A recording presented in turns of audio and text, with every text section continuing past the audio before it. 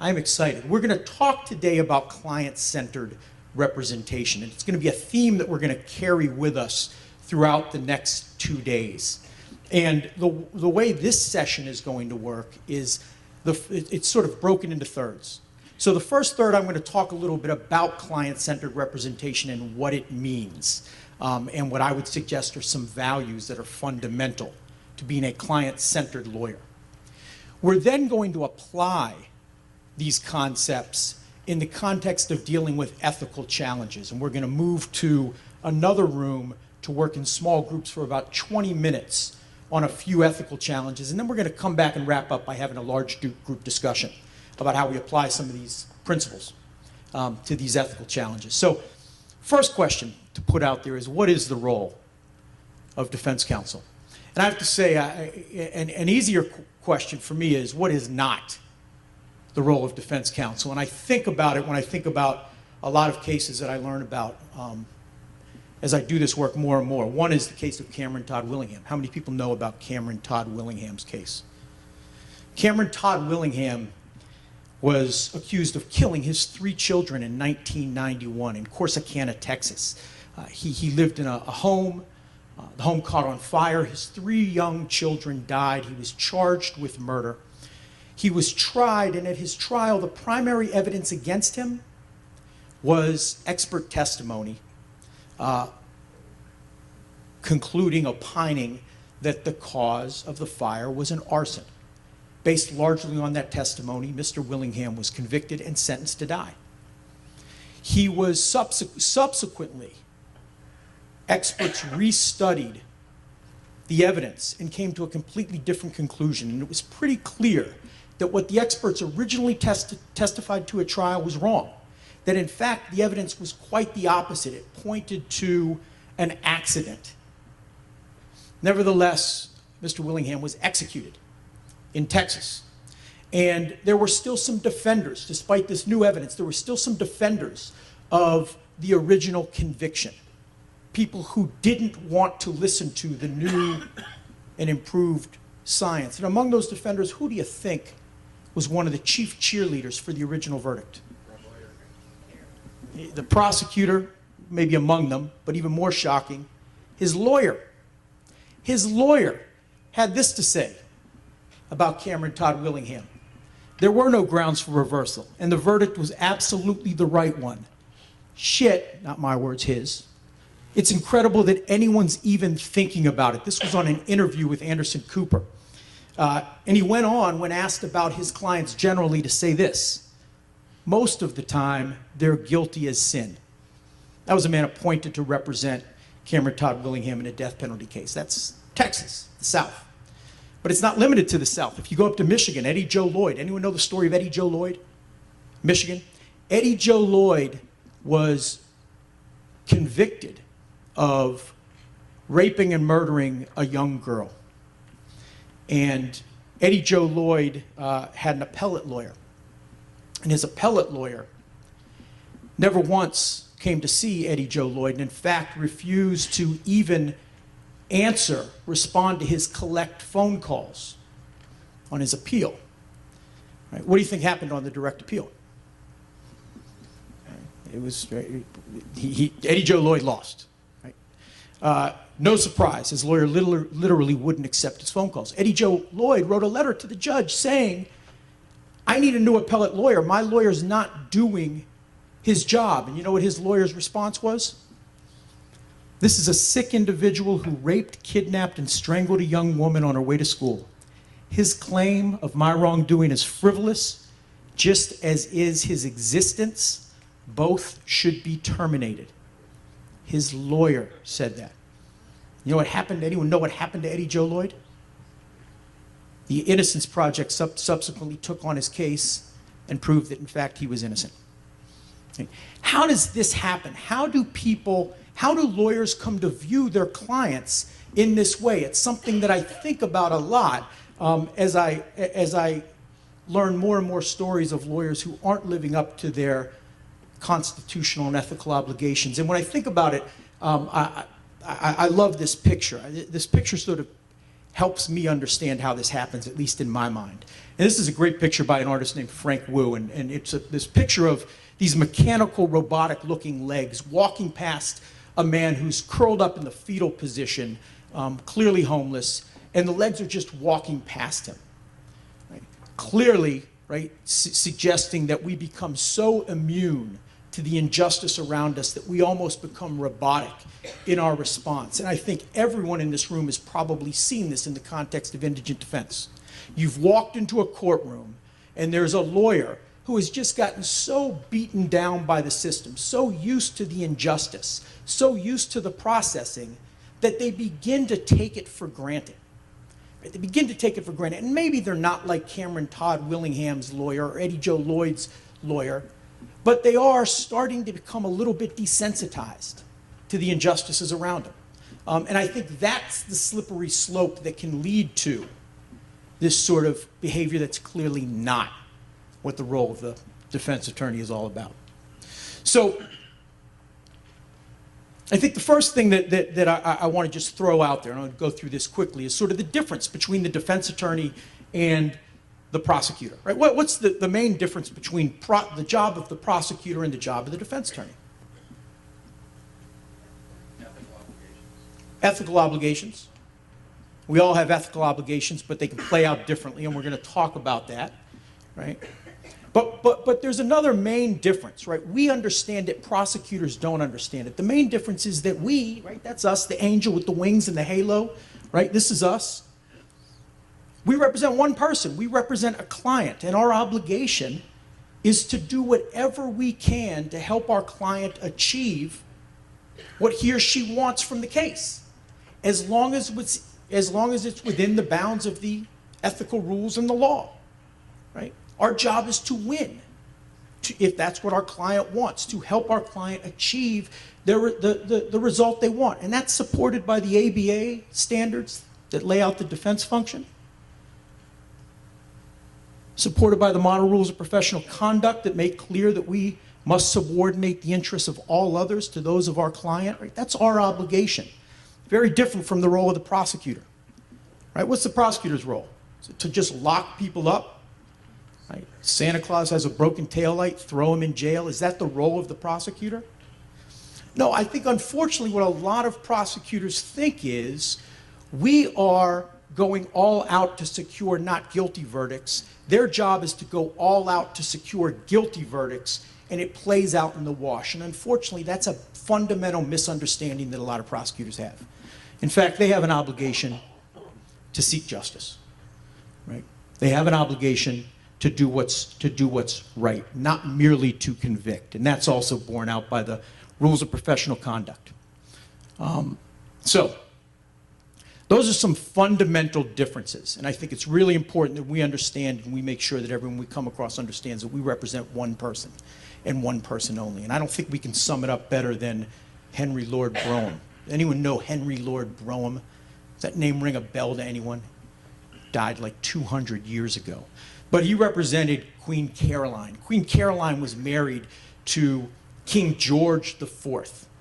And King George IV wanted to divorce Queen Caroline. And if King George IV was successful in divorcing Queen Caroline, she would lose everything. She would lose her claim to the throne.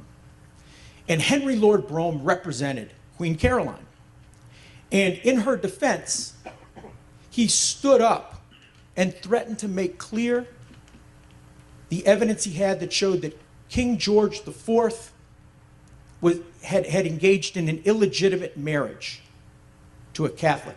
And if that were true, he would lose his right to the throne. He threatened to bring down the kingdom. And this is what he said. An advocate, in the discharge of his duty, knows but one person in all the world, and that person is his client. To save that client by all means and expedients, and at all hazards and costs to other persons, and amongst them to himself, is his first and only duty. And in performing this duty, he must not regard the alarm, the torments, the destruction he may bring upon others, separating the duty of a patriot from that of an advocate.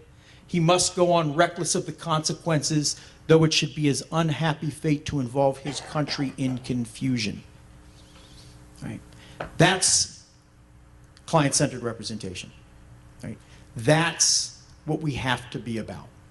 And if you're willing to bring down the country to represent your client, you can't be afraid to piss off a judge or rub a prosecutor the wrong way or perhaps irk a powerful sheriff in your community. That's what client-centered representation is about.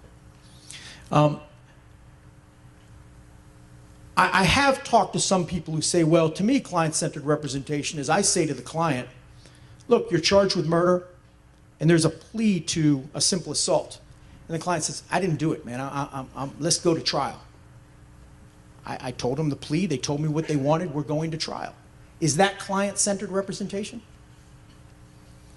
No. I mean, it certainly does defer to the wishes of the client, but it does so before we've served our role as a lawyer. And so as a lawyer, we do have an obligation to ultimately defer to the wishes of our clients, but only after we've done all we can to ensure that their decisions are informed. And so we do have an obligation to inform our clients about the legal aspects of the case, about the facts that we develop during discovery and investigation and preliminary hearings, various options and strategies that are available to the client, helping them weigh the pros and cons. In other words, sometimes our clients want to do things that don't seem to us to be too smart. We have an obligation to help them understand why we don't think they're too smart. And assuming we're not dealing with mental health issues, and Lorinda's going to talk about clients with mental health issues, which adds a whole nother wrinkle. But assuming that clients, when you've satisfied yourself that your client understands the pros and cons, understands the law, understands the evidence against them, client-centered representation is deferring to their decision about how they want their life to be run. And I want to, last of all, just talk about 4 values that I think are fundamental to client-centered representation. And we're going to come back around at the end and talk about building client-centered environments. And what I'm going to suggest to you is that whether we are being client-centered on a micro level with a client or a macro level with an office, being client-centered is about embracing certain values. Those lawyers we talked about earlier were not client-centered because they lost sight of values that are fundamental to the work we do. And 4 of those values: loyalty to the client. Right? This comes right out of the Constitution. Cases like Nix versus Whiteside. Central to the work of any criminal defense attorney is the duty to provide zealous and loyal representation. Comes out of Young versus U.S. Indeed, the highest claim on the most noble advocate is fidelity, unquestioned fidelity to the client. Strickland versus Washington, a case that didn't come out so well for the defense. It wreaks havoc on our clients all the time, but there's some good language. Duty of loyalty to the client is perhaps the most basic of counsel's duties. A second fundamental value, zealous advocacy of the client's cause, not our cause, but the client's cause. Again, out of Strickland. From this duty of loyalty derives the overarching duty to advocate the client's cause. Our function is to assist. We're assistants. It's our client's case. We are the assistant. Out of Ferretta.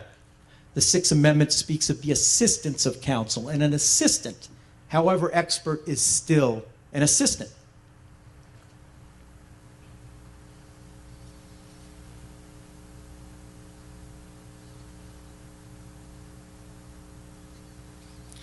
Third principle or value, being thorough, being prepared. Right? The lawyer shall provide competent representation to a client. This is right out of the ABA Rules of Professional Conduct, and every one of you comes from a state with rules of professional conduct that are likely based on the ABA rules with some minor tweaks, mostly in the commentary. But you have a duty to be thorough, prepared, and you have a duty to communicate with your client. All right, and that comes out of Rule 1.4. So that's sort of an overview of what I see as client-centered representation and some of the principles that we're going to use that I'm going to be talking about for the rest of the session. But really, the rest of the session, I want to try to make it kind of interactive. And I think the most useful way to think about being client-centered is by looking at daily challenges that we confront as lawyers and thinking about how we resolve them in ways that are client-centered, ethical challenges. And so let me share with you a model that I'm going to ask you to think about for the next hour and use and embrace and see if you like it. Okay, and the model is this. I sort of think of ethical dilemmas, the way we resolve ethical dilemmas, as falling somewhere along a spectrum.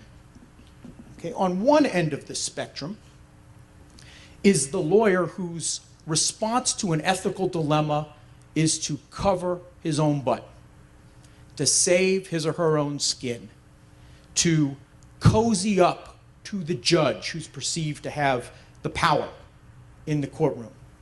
And you can get into trouble by being the CYA lawyer. Right? On the other end of the spectrum, right, there is the lawyer who is motivated by saving the client. And they're so motivated by saving the client or winning that they can get into ethical trouble. All right, so as a quick example, client brings you the bloody shirt that he was wearing at the time he says he was involved in an attack that led to his being charged. And he says, hey, Mr. Lawyer, here's the shirt. This lawyer might say, great, wait right there. I'll be right back. Walk out, call the sheriff's department, and say, I got the shirt. Right? I don't want it, you come get it. The other lawyer, right, the save the client lawyer might say, great, I have a paper shredder. Right? We can take care of that shirt right now. Right? Both of those are unethical for very different reasons. There are a host of responses that fall within this spectrum that are ethical.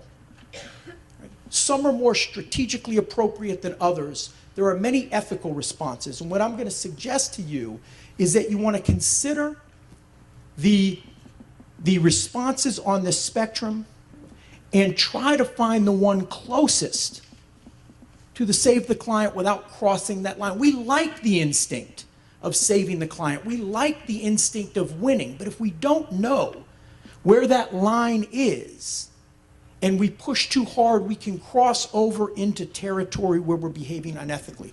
So knowing that line allows us to find the options along that spectrum and pick the one closest to the save the client line without going over. And that's what we're going to work through over the next 20 minutes or so in small groups. And then we're going to come back and talk about what we did. Okay, so let me tell you what we're going to do over the next 20 minutes. You all have in your materials a group. Everyone should be assigned to a group, and that group has a number. Okay. If you go out this door, down the hall, I think it's the second or third door on the left, is a room full of round tables, and every table has a number on it.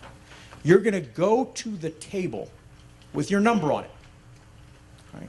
And each of you will be working on one of three ethical dilemmas, talking about the spectrum. And here's what I want you to do when you look at the ethical dilemmas. And there'll be faculty members at each table to sort of help facilitate the thought process. But I want you to think to yourself, what would the CYA lawyer do? What would the save your client at all cost lawyer do? And what are some ethical responses in between, ultimately as a group, deciding what you think the best response is? And when we come back, we're going to hear what some of your answers are. So let me tell you the three hypos so everyone knows what they are. The first is this. Assume you're appointed a new client, Mike Client. He's charged with distribution of cocaine. As you prepare to handle the initial hearing, which will include a bond determination, you meet Mr. Client in the courthouse cell block. During the initial interview, you ask Mr. Client if he's ever been convicted of a crime before. Mr. Client says he has 2 prior convictions for distribution of cocaine. When you receive the bail report that's given the judge notes that it's silent regarding any criminal history. At the initial hearing, the judge is considering the amount of bond to be set. And the judge turns to you and says, do you have any information about your client's prior criminal history, counsel? All right. A third of you are going to be talking about that scenario. A third of you will be talking about this scenario. Assume Joe Client failed to appear for a trial, resulting in the judge issuing a bench warrant, a warrant for the client's arrest. You've no idea where Mr. Client is. You know that if Mr. Client turns himself in, it will reflect more favorably upon him than if he's arrested and returned to court forcibly. But you also believe either way, Client's going to spend a significant amount of time in jail. One day, Joe Client appears at your office to seek advice. He believes he made a mistake not showing up for trial, but what's done is done. Client's afraid that if he turns himself in now, he'll be taken to jail. Client is a single father with 2 young children and wants to avoid jail until they're old enough to get along without him. Client's considering leaving town with his kids and wants advice about how to handle the situation. Ethical problem number 2, group 2. Lee, how are you? Example number 3. Joe Client is charged with shooting Willie Witness. You meet Joe Client for the first time and ask Joe what happened. Joe says, I shot Willie because I don't like the way he looked at me. A couple of days later, you receive a phone call from Joe's girlfriend, Linda. Linda claims Joe could not have shot Willie because Joe was with her at the time of the shooting. Armed with this new information, what should you do? So, let's work through these 3. Starting with number 1. Who are the folks here who dealt with number 1? Who thinks they have a good response to this one? And for those of you who didn't work on number 1, again, you're a lawyer, you meet your client in cell block before the initial hearing. Your client is charged with a cocaine charge. He admits to you or tells you that he has 2 prior cocaine convictions. You go into court for the bond hearing. The judge is considering releasing your client on a reasonable bond and turns to you and says, the bail report says your client has no prior history. Is that accurate, counsel? What's a good response for my number 1s? Anyone have a response they love, like they nailed it? It's the way everyone should do it. Shantae? Judge, I have the same information that you have. I have the same report that you have.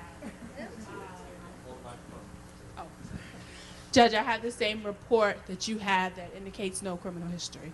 Judge, I have the same report that you have. It indicates no criminal history. I'd ask that we rely on that. Anyone have another good one?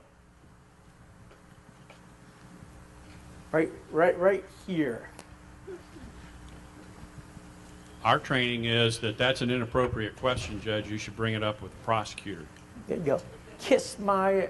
Yeah, no.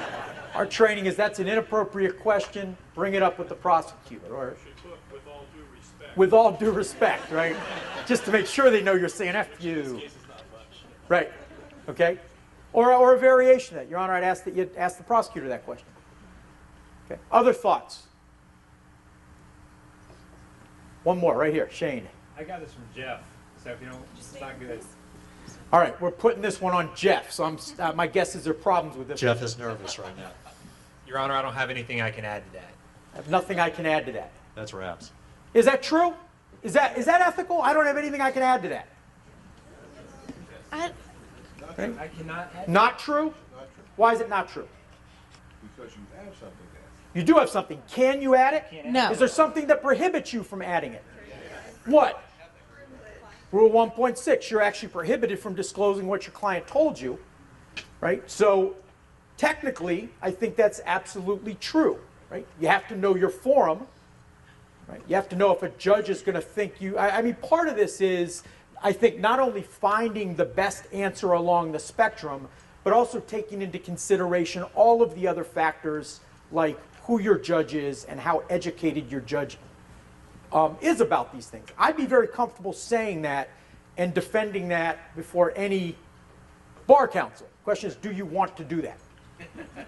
Right? So there are a host of answers.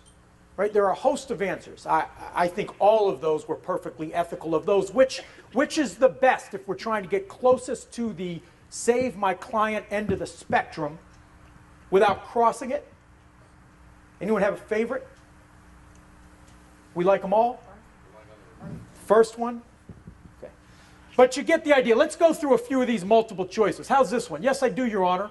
While I've not verified this, it's my understanding he has 2 prior convictions for distribution of cocaine. No. That's not a good answer.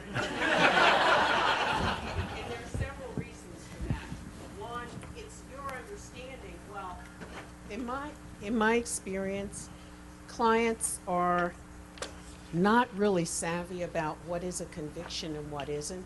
Sometimes, particularly with drugs, they've engaged in a diversionary program. So that may be why the conviction doesn't show up on the criminal history, because there wasn't a conviction. Okay. They tend to be kind of confused about what their criminal history actually is.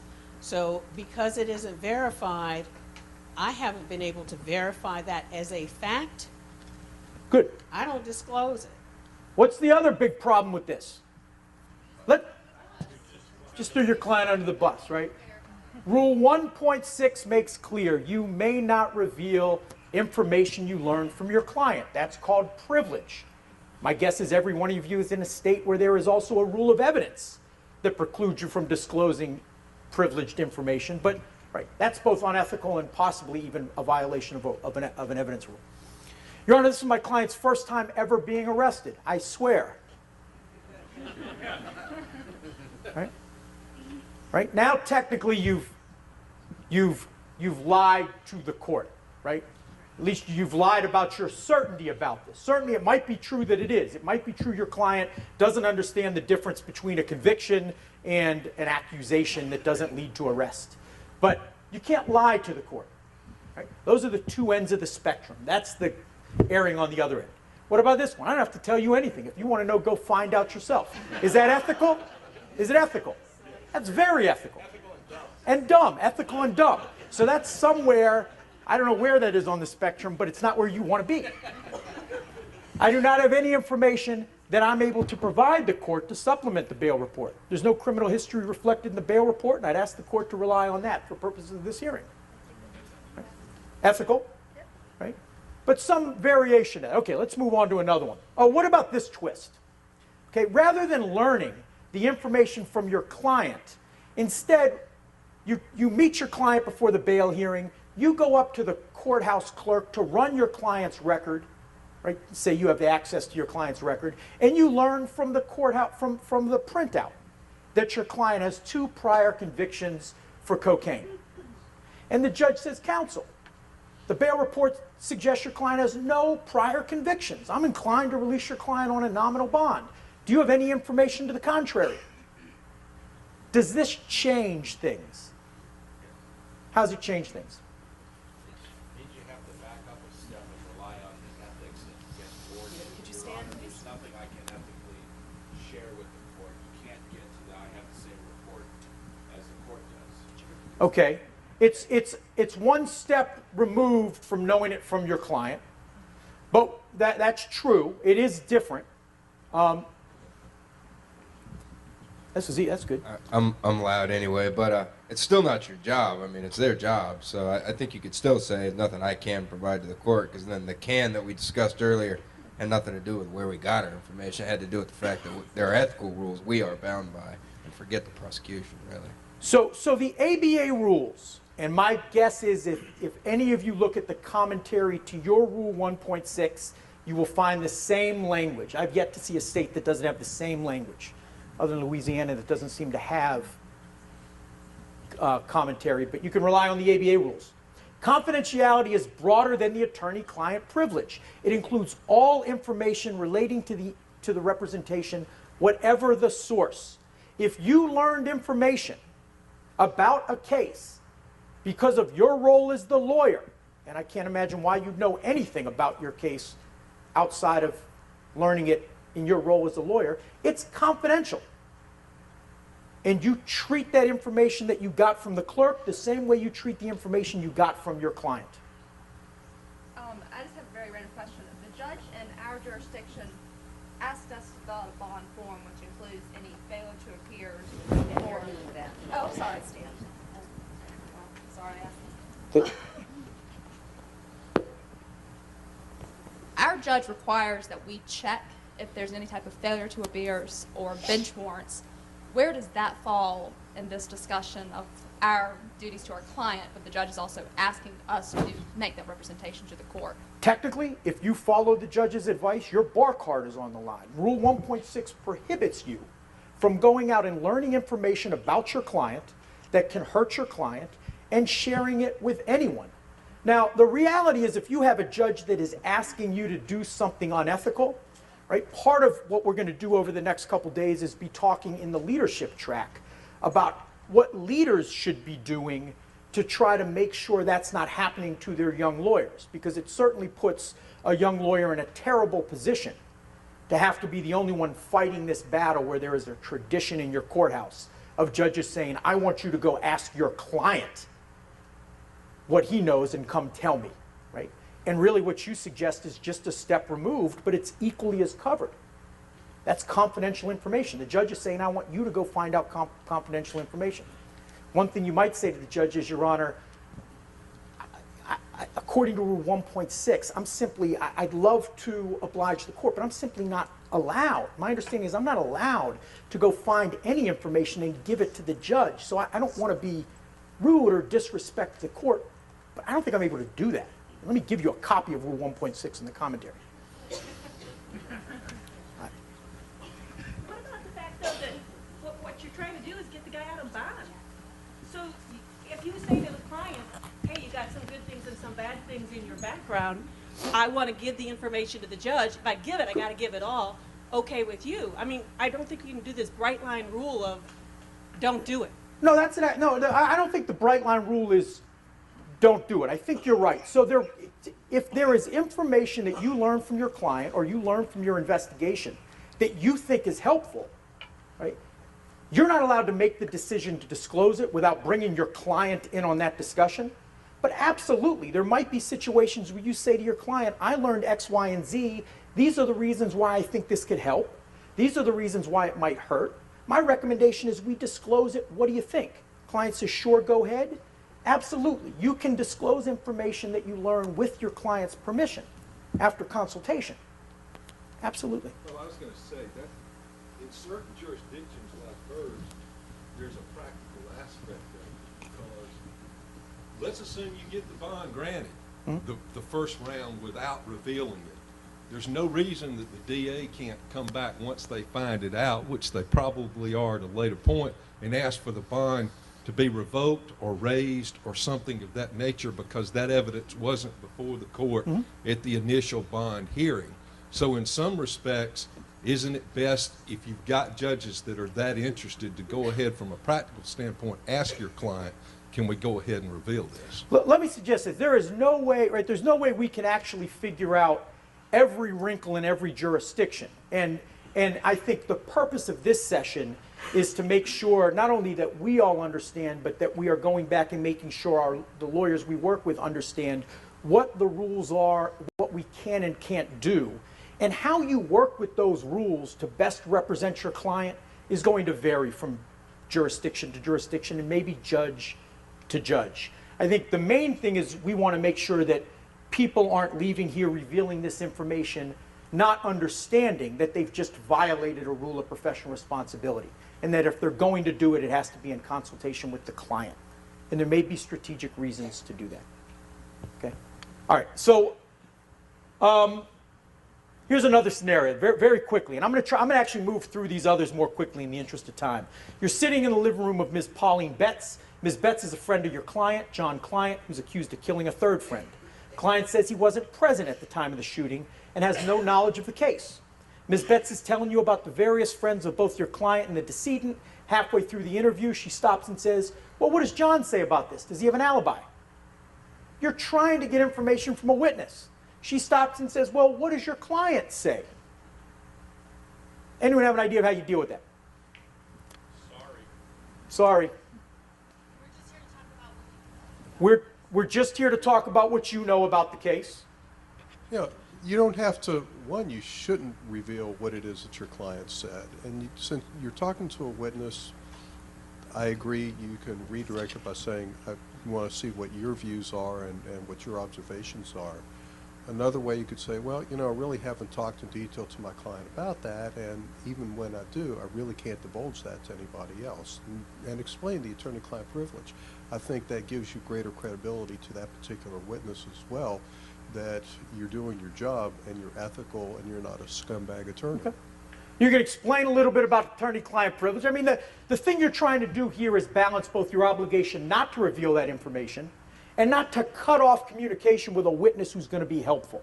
And how do you do that? And that's a suggestion, right? Maybe even to say something to Ms. Betts like, you know, there is this thing called the attorney-client privilege, and the thing is it protects it protects you. It protects everyone I talk to. So in the same way I can't answer questions you have about what other people told me, if anyone says to me, what did Ms. Betts say? I'm going to tell them I can't tell them that, right? That's what this is all about. And so maybe there's a way you can even use it to reassure the witness that talking to you is okay. Let me skip over this one in the interest of time. So example 2, this is the one where client fails to show up for trial, there's a bench warrant. Okay, client shows up at your office saying, what should I do? I've got these 2 kids, I'm a single father, I can't go to jail, I want to just try to stay out until they graduate from high school and they're on their own. You believe it's best for client to turn himself in, but you also believe that if client turns himself in, he is likely going to jail. Just probably a lot less than if he doesn't turn himself in and gets caught. What do you say to client? Who was number 2? We're going to just find one answer. We just want one answer for each. Give me a number 2. How about right here? I picked the one furthest away from you, Jeff.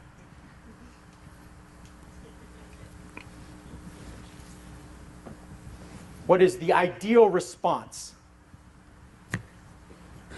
I think our group was pretty unanimous about the proper way to handle that being to advise the client of possibilities either way, and then there was a lot of discussion about familiarity with the jurisdiction, the judge, and the prosecutor.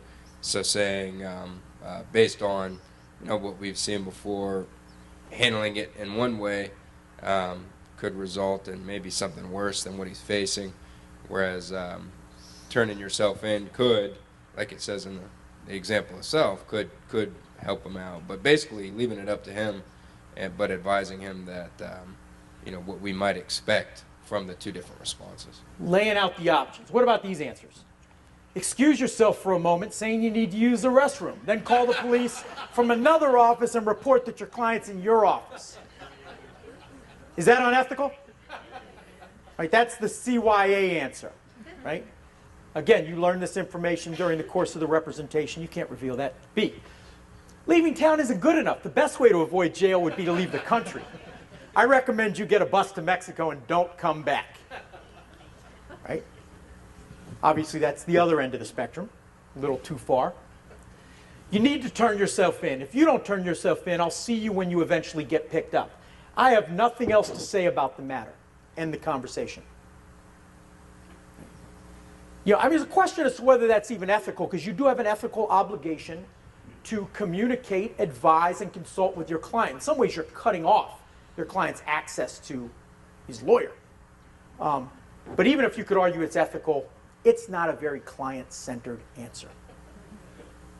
Let's talk about the likely consequences of turning yourself in, as well as those of deciding to remain on the run. Then methodically lay out the pros and cons of each decision and offer to always be available for consultation, regardless of the option your client chooses. That's essentially your answer, your group. I think hit the nail on the head. All right, good.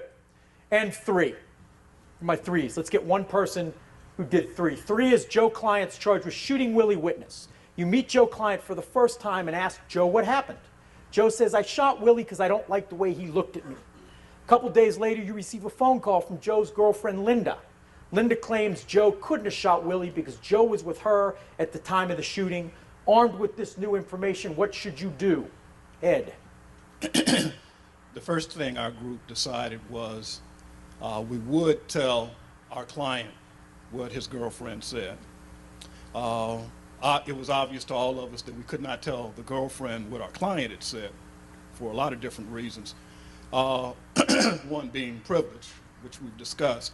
The other thing is to let our client know that we would be further investigating this, and we would investigate all leads, not only what his girlfriend had said, but to find out if there were other witnesses.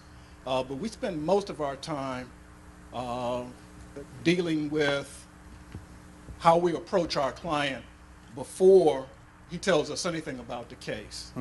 So that there's a relationship where our client doesn't necessarily tell us things that he thinks we want to hear, but tells us things that contributes to his defense because we're there to work with him on his defense. Mm-hmm.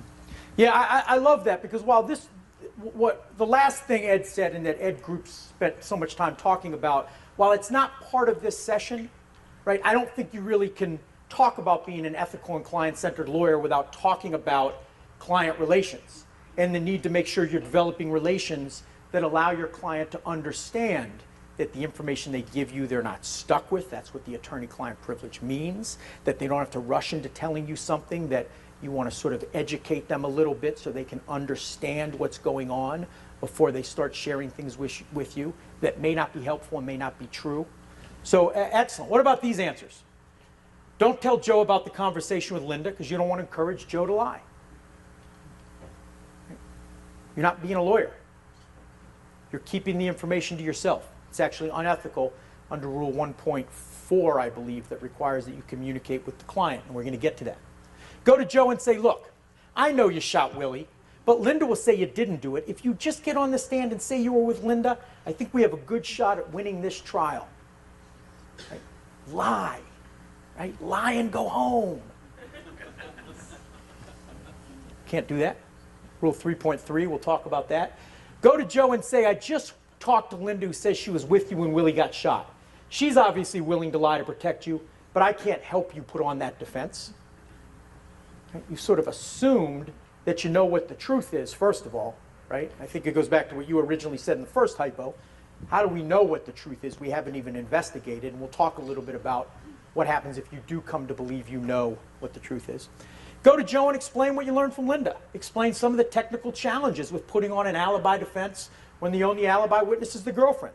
Suggest they conduct further investigation to determine whether there may be other evidence to corroborate Linda's account, as well as look into other possible defenses. That's along the lines of what Ed said his group talked about. I think that's the best answer. What is absolutely clear is Rule 1.4, right, requires that we explain matters to our clients to the extent reasonably necessary to permit the client to make informed decisions regarding the representation, that we keep the client reasonably informed about the status of matters, and we promptly reply with requests for information. Everything we learn, it's not our information. It's our clients. Remember, we are the agent for our client. And when we learn information, we are learning information for our client. We can't keep it from the client. It actually violates Rule 1.4. There's a great lawyer here in Georgia. Those of you from Georgia, and there are a lot of people here from Georgia, know Jack Martin. And Jack Martin has developed what he calls the 7 principles of ethical lawyering. And there's one in particular I want to share with you, and that's this. To practice defense law defensively is unethical because by definition you are conflicted counsel. And what Jack means by that is if you assume that just armed with some information your client's going to lie, cheat, or steal, if you assume your client is a bad person who's going to do bad things, if you just tell them what you learned, your client deserves a different lawyer. You're conflicted, right? That's what that means. And so the idea for anyone, and I doubt there's anyone in this room who's thinking this, but you all know lawyers who immediately think, Linda lied, and if I tell client this, it's going to entice client to lie. Right? If that's your thought, that lawyer is violating Jack's Principle 7. What about this twist? How about this? You represent a client who's charged with a shooting, and your client tells you, I wasn't even in town the day of the shooting. I was in Florida. Right? For those of you who live in Florida, the client says, I was in Georgia. But I wasn't in town. I wasn't even in the state. You later go out and you investigate, and you find 20 nuns and 20 priests, and they say, oh, I've known your client since he was a little boy. Right? What a sweet boy. And I actually saw that day when that incident happened. And your client did shoot that man. But let me tell you, that man was much bigger. He was reaching for a gun. He was going to kill your client. He was going to kill him. Right? You also go out and you learn that let's say it's a shooting that's a murder. The decedent dies. You learn that the decedent has a history of prior violence, which you know is relevant in a self-defense case and admissible in a self-defense case, not admissible in it wasn't me case, an alibi, right? And finally, you learn from a police report that the police found a gun in the right pants pocket of the decedent. And you go to the jail, right? What does that conversation look like? Is there anything you don't tell your client about what you just learned? Right? Does anyone think you don't? You can't tell your client this information because it's going to entice them to lie? I was doing a training for, when I was the training director of the DC Public Defender Service, I was asked to come work with some lawyers in a big law firm in DC, and they had guilty consciences because, right, I mean, they spend all their time representing really wealthy people who do really bad things. And so they felt like they wanted to ease their consciences, and what they would do is they would do some pro bono work, and they'd represent some misdemeanants in DC Superior Court. But the problem was they had no idea how to do it, right? They didn't know how to be trial lawyers. So they called up some people from the Public Defender Service to do some training.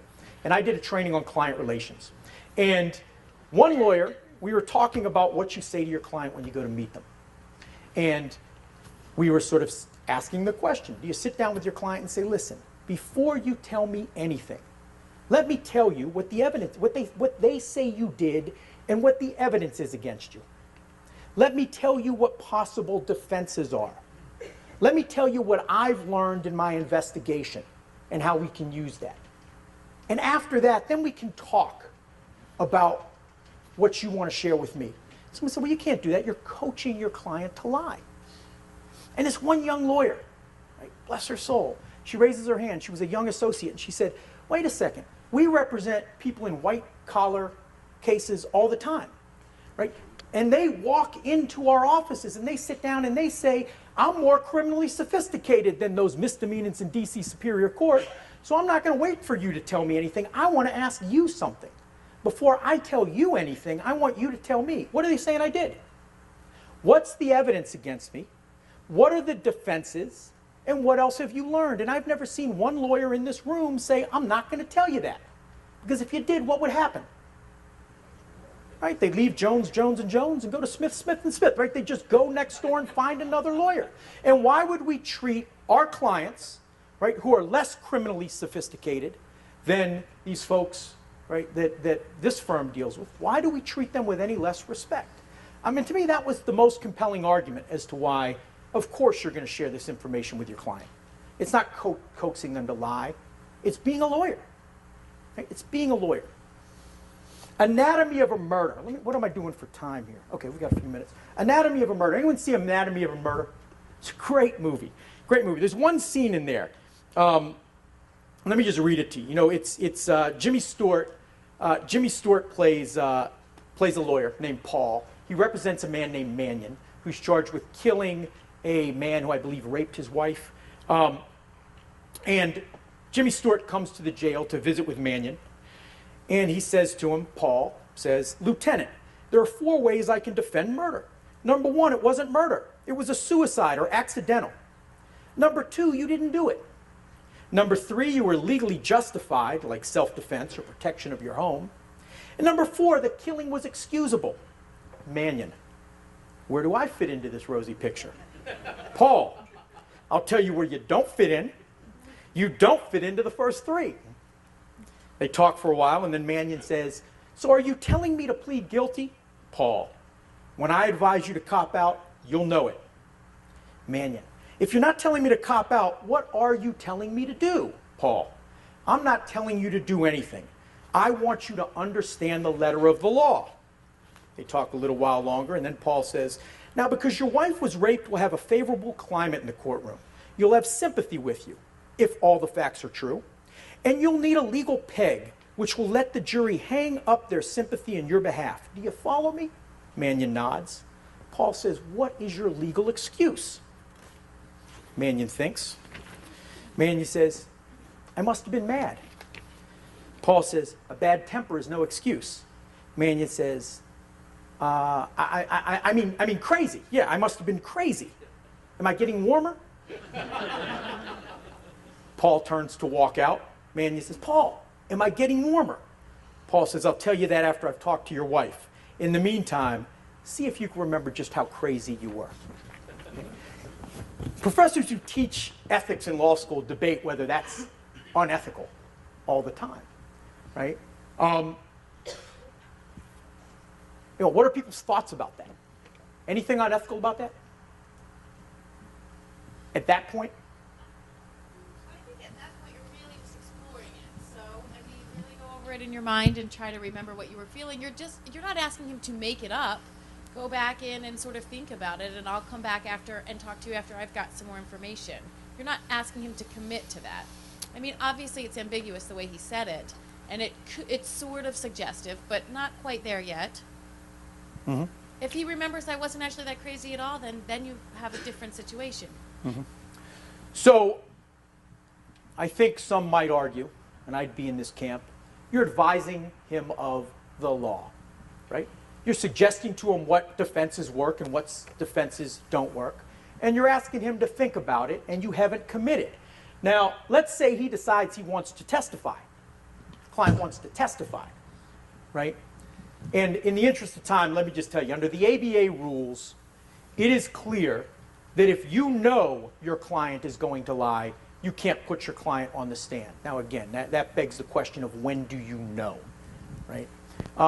But if you reasonably believe, and I think oftentimes when people say, I know my client's going to lie, what they really mean is I reasonably believe they're going to lie. Under Rule 3.3 of the ABA rules, if you reasonably believe your client is not going to tell the truth, the client's right to testify, constitutional right to testify, trumps. You may not keep them from taking the stand. You may want to strongly advise them and discourage them because strategically it's going to blow up in their face. I'm not saying you should push them to lie. You actually can't push them to lie. But you can't keep them off the stand unless you know. All right? The one thing I do want to say, though, is there are jurisdictional differences. So in Georgia, for example, it's not that clear. Georgia, in the comments, suggests 3 ways to handle a situation when you know a client's going to lie. And every commentary I've ever seen says if you only reasonably believe, you can't take that choice from the client. But in Georgia, the 3 ways, if you know, include 1, go tell the court. Right? Try to withdraw, and otherwise, don't let the client do it. Option 2 is put the client on, but only elicit a narrative. And option 3 is the 6th Amendment right to testify trumps. And while you might discourage the client, ultimately you have to let them take the stand. And the comments to the Georgia rule don't make clear what the answer is. Other jurisdictions like Tennessee are much clearer. So in Tennessee, the comments say you must try to dissuade them. If you can't, you must move to withdraw. And if you're unable to withdraw, if the judge won't let you withdraw, you have to allow them to testify, but you can only present them in a narrative. Right? In other words, you can't ask questions. You just sort of say, tell us what happened.